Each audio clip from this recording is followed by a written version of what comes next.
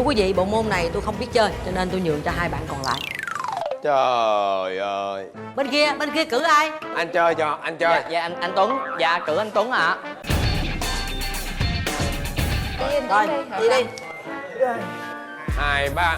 2, 3. Sáng mai đi. Rồi bây giờ là phần đấu đầu tiên, đấu đơn. Ai mà thắng trước thì sẽ được hơn 1 điểm. Xin được phép bắt đầu. Rồi, 1 điểm. Khó vậy ta. Cái gì vậy Tuấn? Không sao luôn. Anh phải tung bóng từ Anh phải tung xuống đây. Đem lại mẫu cho. Anh biết rồi, anh biết rồi. Không đều. Anh chỉ muốn công bằng thôi. Không Diễn hòa biến quý thôi mọi người ơi. Không anh.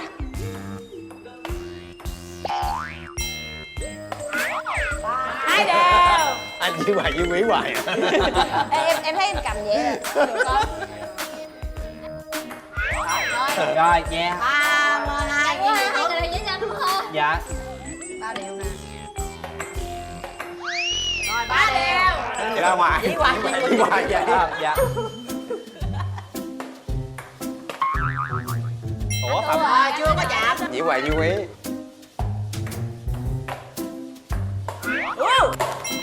Trời Rồi. ơi. Anh Đều phải quê hốt quê vô, quê. anh phải hốt nó vô lại. Ừ. Cố lên. Rồi 5. Cái nữa Tuấn ơi.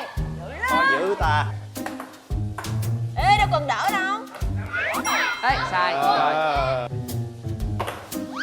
Rồi. Rồi. 6 năm.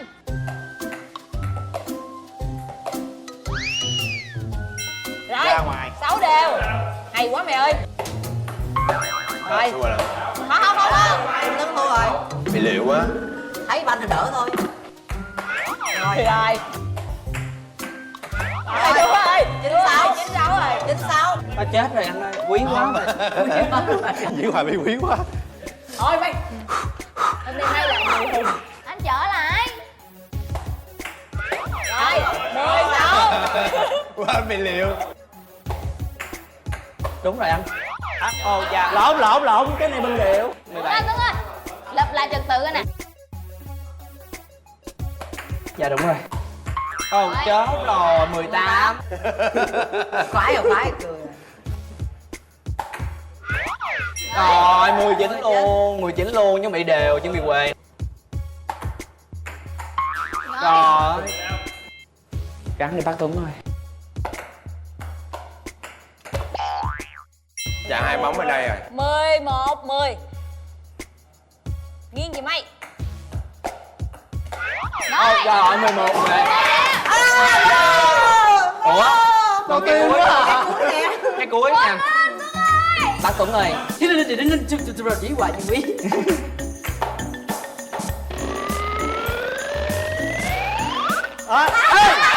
Quá. Dạ rồi. Mày thua rồi. Rồi thắng hoài luôn sáng rồi. Ngại ghê.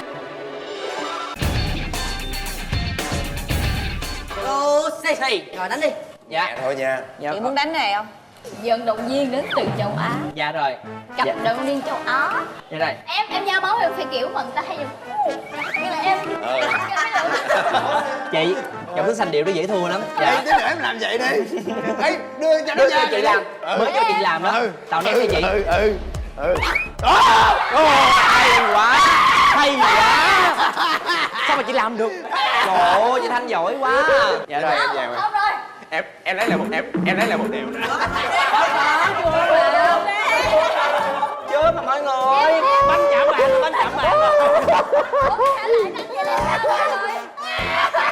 Chưa mà mọi người ơi. Đều nữa đây, đưa banh đây. Trời ơi, chết rồi. Cái này mình chưa có đo được là nó như thế nào đây nè, phải cầm sao đây nữa. Chị muốn cầm này không? Cầm với anh ok. Cầm này đi cho dễ. Nè. Đó dễ chết đó. Không biết nào dễ hơn. Chị đi theo lối mòn của em luôn đó. Dạ. Chị Thanh. Dạ. Nhưng người xanh điệu như chị, có phong cách như chị thì chắc chắn. Mày nhắn cái gì vậy? Em biết là nhấn mạnh quá. Nhắn banh mà là như món rán vậy. Gì em hỏi. Em không biết giao sao luôn các bạn ơi. Rồi xong. Dạ. Xong rồi đó, như vậy là giao giỏi đó. Dạ rồi. Em nè, em lấy lại danh dự cho đội em nè mọi người. Thôi thua rồi ba. Em phải đánh cho nó, em phải đánh cho nó rớt xuống nó mới văng ra đây. Chứ em thả xuống. À dạ chị Thanh. Ra ngoài. Ra ngoài, ra ngoài, ra ngoài. Chết rồi, áp lực quá. Hồi nãy nó đá cao quá nhả luôn. Nhẹ luôn. Em rút kinh nghiệm rồi đó mọi người, em rút kinh nghiệm rồi đó anh. Trời ơi. Chị Thanh cố lên. Chị ổn không? Chị không ổn, chị Thanh không ổn. Về chưa? Em về chưa? Em về nha. Chứ đừng thấy cao cao quá.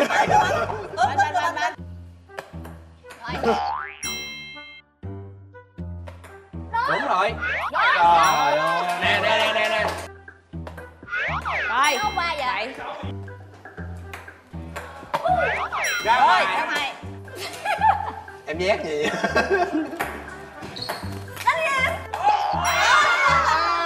Em thắng hả? Cô đó đẹp á, cô đó đẹp á. Nè, rồi không tiếp đi. Dạ. Thôi em ơi, để cho nó đi. Em cứ lặp lại.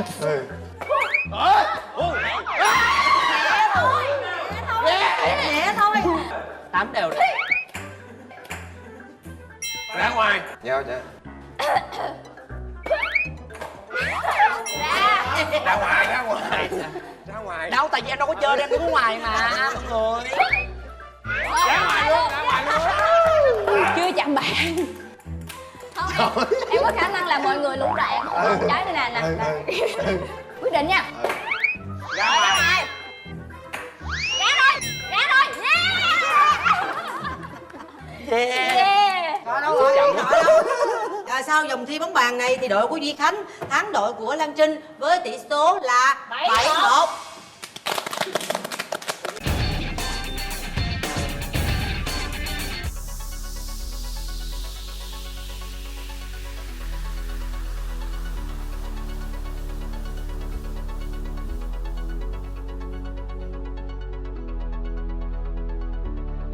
Vì đây, nhiệm vụ đích đến của các bạn là máy cày Bistro lầu 2, số 62 Lý Tự Trọng, quận Nhất. Tại đây các bạn sẽ thi nhiệm vụ ai nói dối, ai nói thật. Bây giờ các bạn hãy phân công mỗi người kể một câu chuyện thật hoặc giả theo một trong 3 chủ đề. Lần đầu tôi kể như sau: thất bại đầu tiên trong nghề, mối tình đầu, lần nghịch dại đầu tiên trong đời. Khi đến đích, lần lượt từng người sẽ kể câu chuyện của mình cho đối phương nghe. Nếu mỗi câu chuyện đoán đúng là thật hay giả 3 điểm. Là cái này mình có thể lật lượt từng thể đó. Bây giờ dối thật gì giờ mình khỏi cần kể luôn rồi, mỗi người tự suy nghĩ chia ra một. Còn thật thì kể một lát nữa kể luôn nghe cho nó hấp dẫn. Rồi bây giờ làm sao mà tôi có thể nói dối được? Không, hãy để cho anh nói thật đi được không? Tại sao? Ok, để anh nói dối đi. Em muốn sao? Anh làm vậy. Cái nè, bây giờ nói thật nói dối là tùy anh chọn. Tại vì nó không yêu cầu là bao nhiêu thật và bao nhiêu dối. Đúng không? Anh cảm thấy anh muốn nói thật thì nói thật. Em không thấy em nói dối được không? Chị hai mình bán là lúc nào cũng là thật hết. Ai thật không ai nói dối hả?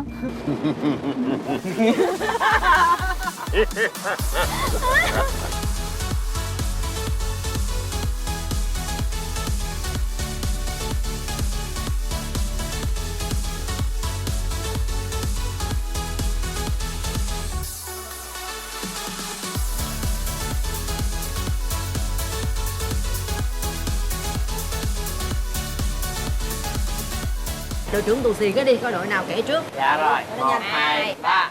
1, 2, 3. Nico sẽ kể trước. Em kể chủ đề là lần đầu tiên nghịch dại trong cuộc đời. Lúc đó em đang học trường mẫu giáo. Thì mẫu giáo thì mấy bạn cũng biết rồi, là nam nữ thì ngủ trưa là ngủ chung, ngủ gần nhau. Mà ngủ thì cũng ngay cái chỗ mình chơi luôn. Thì em là từ nhỏ em đã không có ngủ được rồi, nên buổi trưa đó em cũng không ngủ được. Em lại nằm kế bên một cái bạn nam kia ở gần đó. Nó có một cái rổ đậu xanh cho mình ngồi, mình cứ nhìn mình chán quá, mình không được nhúc nhích, không được ồn, thầy cô sẽ la. Cái em mới cầm một cái hộp đậu xanh, em chơi.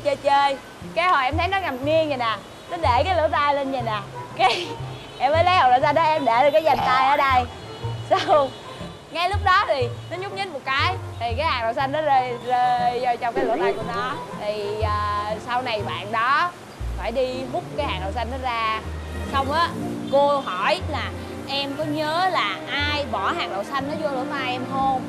Thì em thấy là ánh mắt của bạn đó có nhìn em một giây, nhưng mà bạn đó nói con không nhớ. Còn em thì em cũng chưa bao giờ thú nhận là em là cái người làm chuyện đó luôn. Em nghĩ sao? Miko Lan Trinh là một người không thích nói dối. Anh nghĩ là Miko Lan Trinh đang nói thật. Và Miko Lan Trinh đang cố diễn những cái động tác của những người nói dối. Ví dụ như là quên là mình phải nói gì rồi, hay liếc mắt lên, không nhìn vào một chủ thể nào đó. Vì đây là câu chuyện có thật.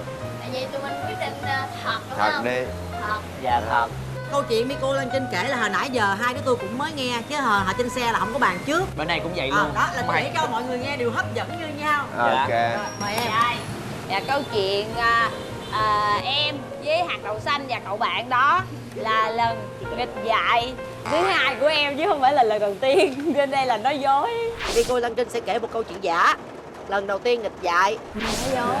Nói dối. Em nói dối mà thật ra câu chuyện là thật. Thật sự ra cũng có thể là cái đó là lần đầu tiên.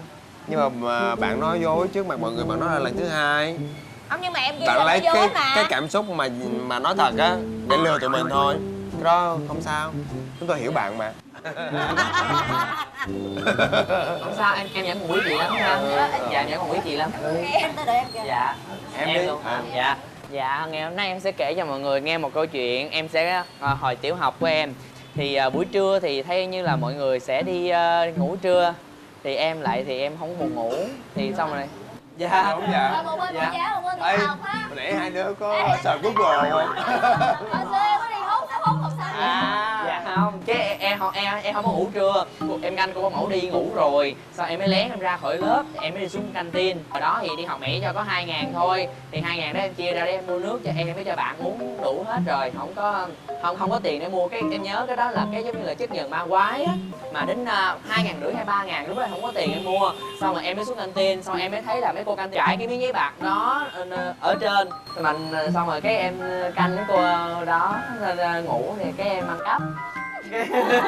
Cái em ăn cắp tại vì em thích quá, tại vì em hứa với lại cái đứa bạn trong xóm của em á là ngày hôm nay ta đi học ta sẽ mua cái này về. Em ăn cắp xong rồi cái em thấy mấy cô nhúc nhích rồi, em thấy mấy cô dậy rồi thì em sợ nếu như bây giờ mình bị phát hiện rồi mà mình chạy về lớp của mình thì mấy cô sẽ truy ra được lớp của mình đó, nên là em rất là sợ, nên là em chạy thẳng vào trong toilet của toilet giáo viên.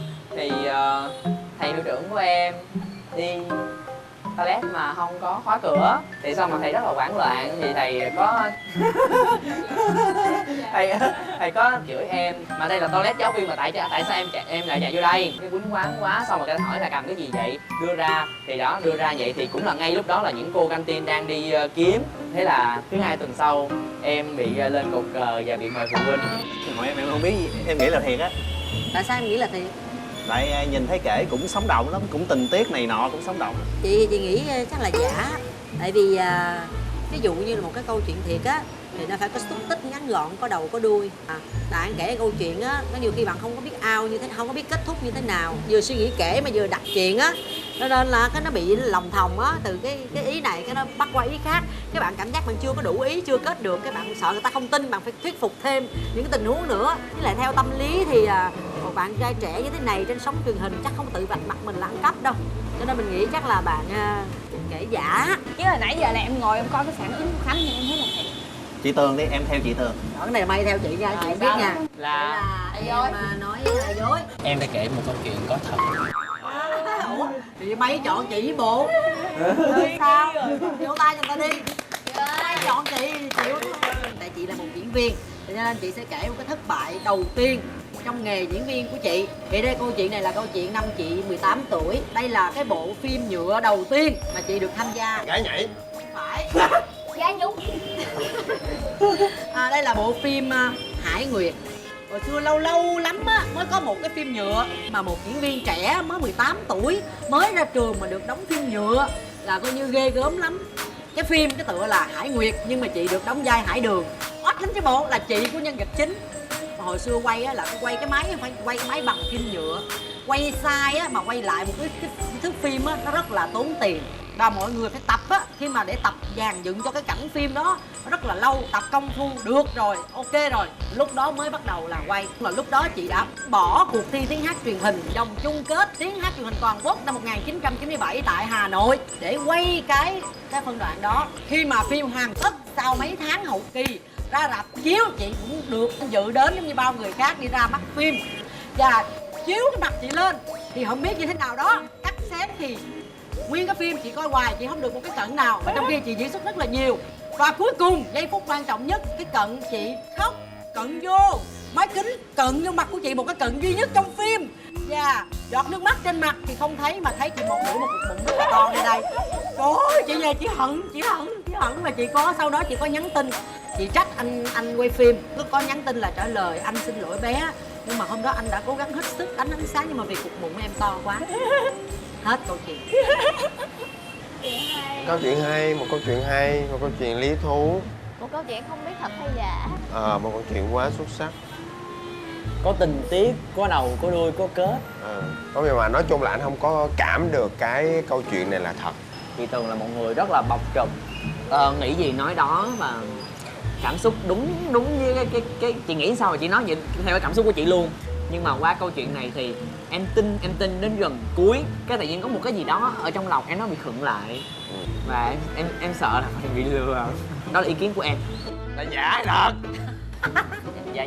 Ok em, cảm ơn em trai. Nhưng mà em lại nghĩ chị Tường nói thật. Trong một cái khoảnh khắc nào đó em thấy ánh mắt chị Mực lóng lánh lên một cái nỗi buồn man mác. Bộ phim của chị chỉ mong chờ rất là nhiều nhưng mà lại chị cảm thấy hụt hẫng. Anh nói dạ đó. Em nói được nói dạ. Rồi dạ. Cát Tường sẽ kể một câu chuyện lần thất bại đầu tiên trong nghề. Thật. Trời ơi. Vì thật sự là cục bụng của tôi nằm trên mặt nó rất là to. Khi tôi còn ở trong trường sân khấu, khi mà tôi bước ra từ cánh gà bước ra sân khấu là sinh viên trong trường sân khấu, vỗ tay rần rần, hét la tên Kiều Minh Tuấn. Tôi nói câu nào ra là cười câu đó. Càng tướng đi của tôi thôi là khán giả, là sinh viên trong trường là cười rần rần. Tôi thấy mình diễn hài rất ổn. Và tôi được giới thiệu đi diễn hài với một anh lớn. Khi mà diễn mười mấy ngày sau thì anh lớn đó mới nói là mười mấy ngày rồi mà em vẫn còn run. Lên sân khấu vẫn còn run và xanh mặt thì diễn hài làm gì? Thì đó là rồi bắt đầu tôi không có đi diễn hài nữa. Đến lúc bây giờ khi mà mỗi lần diễn hài tôi vẫn nhút nhát. Trời ơi, câu chuyện gì mà nó ngắn cuốn, không có cái tình huống, tình tiết gì vậy? Thứ nhất là em đã nói rồi, ông này với ông này là hai người là mình sẽ nghĩ là sẽ nói giả, tại vì hai bạn này diễn xuất tốt nên hai bạn này sẽ Mặt nói buồn thật. quá Tuấn, mặt Tuấn lên chút Tuấn. Nên hai bạn sẽ nói thật. Tuấn kể cái câu chuyện là trước giờ đi trong trường ai cũng kêu tên Tuấn rồi vỗ tay, mình có thể nghĩ là cái đó là xạo nhưng mà thật ra em nghĩ là có. Tại vì trong trường là đã duyên dáng rồi, đã kể chuyện ai cũng thích rồi, và cái chi tiết ảnh không thích đi tấu là em biết. Thì Tuấn làm xác định là thiệt.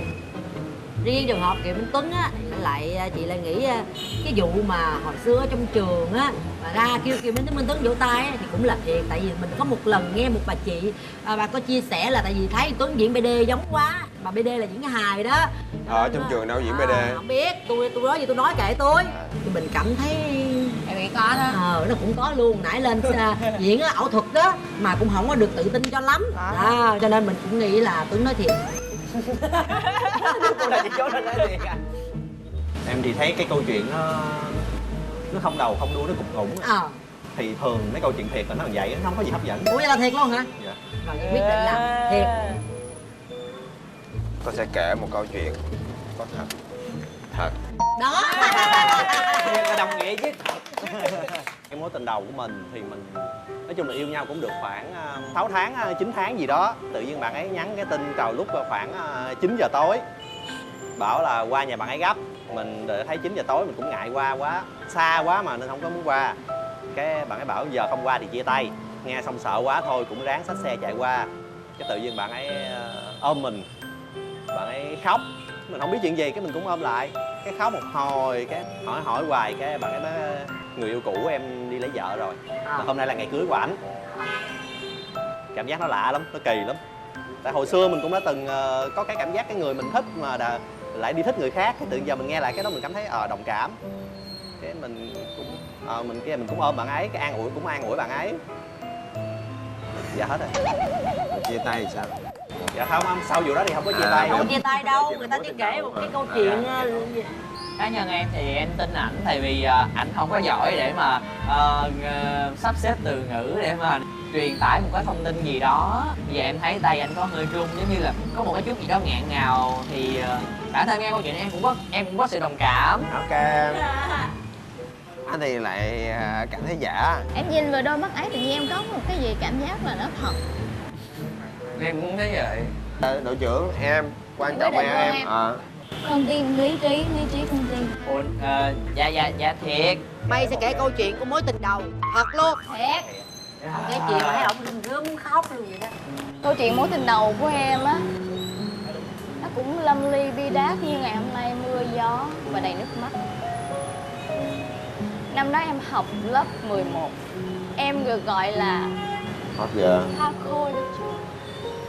Thì bạn đó cũng tương đương là nam thần, rất là đẹp trai, cao 1m8, thân hình hơi vạm vỡ, da mặt trắng hồng. Ủa sao giống người bây giờ của em? Nhưng mà bạn đó phải đi du học. Thì kỷ niệm của mối tình đầu và một đêm trăng tròn, một ngày trời mây mù nhưng không mưa như bây giờ. Hai đứa em có hẹn nhau đi coi kịch, thì hai đứa mới trong tình trạng là sắp phải xa nhau. Thì bạn đó là một người rất là thích làm những điều bất ngờ cho em. Thì bạn đó mới đưa ra một yêu cầu, hai đứa mình đi Vũng Tàu chơi.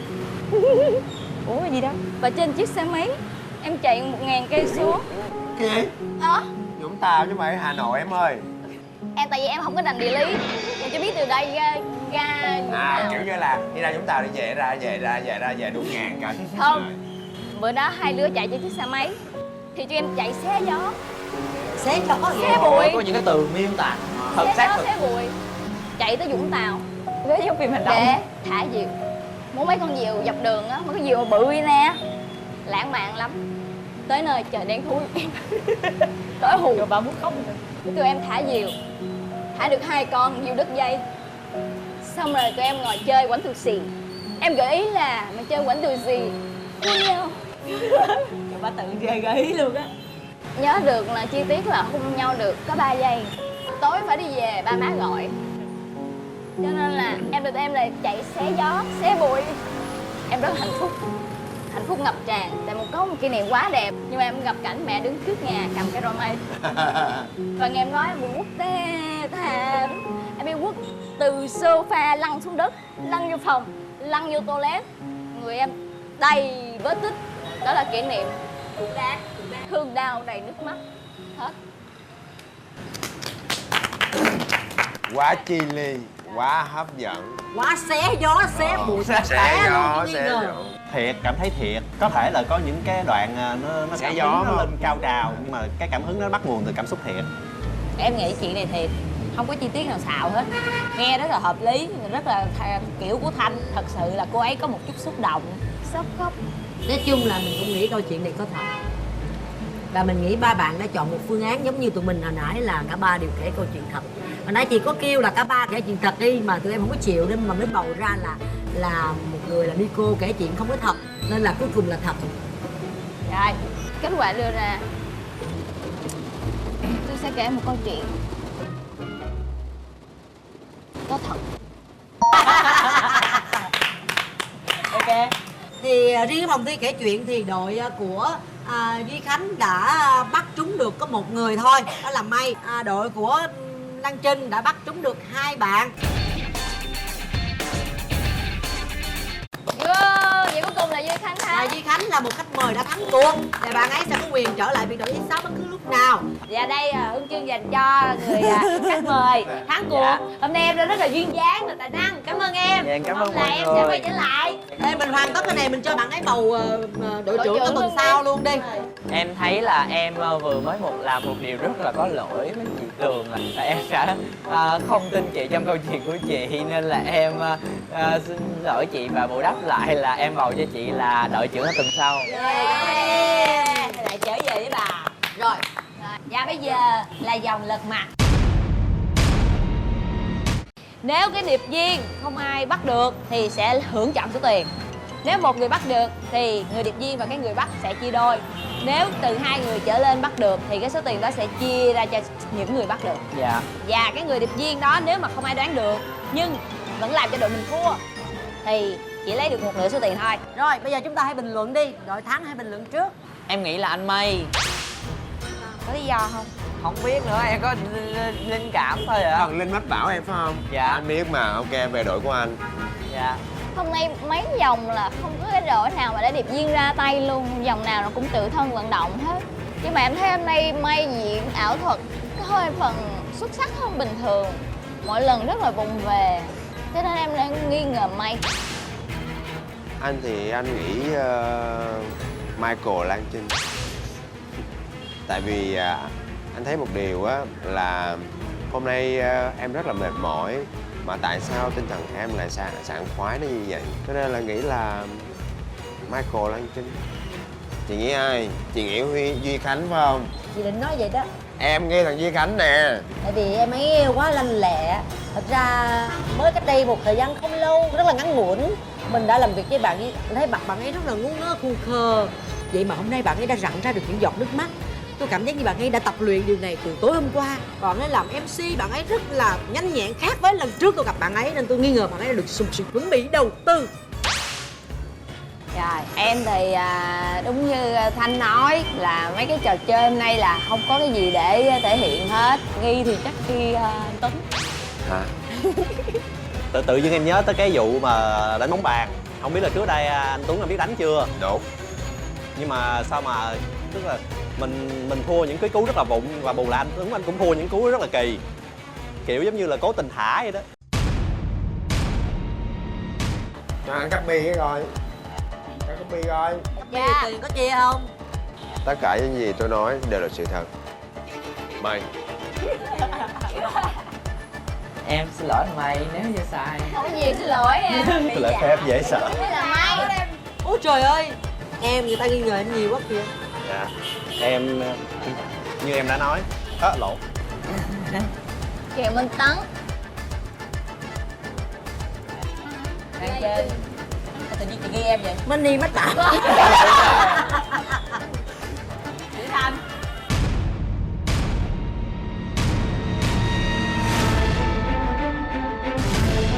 Hồi hộp quá.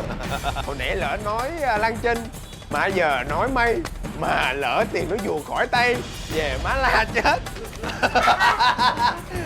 Ôi có khi nào hôm nay mà mẹ một con là được hưởng số tiền cho một mình không?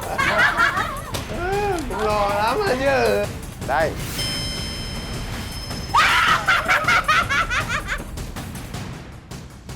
Biết rằng là em ấy có mệt mỏi, nhưng mà em ấy cứ diễn là em ấy quá mệt mỏi.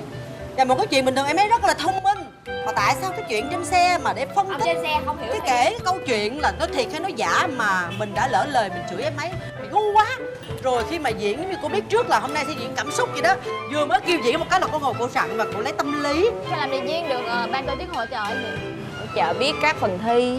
Chào Miko, bạn sẽ là điệp viên của Biệt đội X6. Đây là toàn bộ nội dung kịch bản mà chương trình cung cấp cho bạn. Quá trời vậy.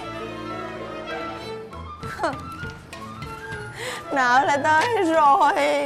Biết khóc thì chắc chắn là không bao giờ chọn May rồi. Nhưng mà bị cái Khánh chọn thành viên rồi nên buộc lòng phải nhận May. Biết là 3 người này nói thiệt hết. Quý vị hãy lật lại những tập đầu tiên của chương trình Biệt đội X6. Cát Tường là người điệp viên 4 tập liên tục bị vạch mặt. Và bây giờ có lẽ nào Cát Tường là người 4 lần liên tục được nhận tiền này chứ? Chúc mừng chị. Rồi chúng ta tạm biệt thôi. Sao mà hẹn gặp lại.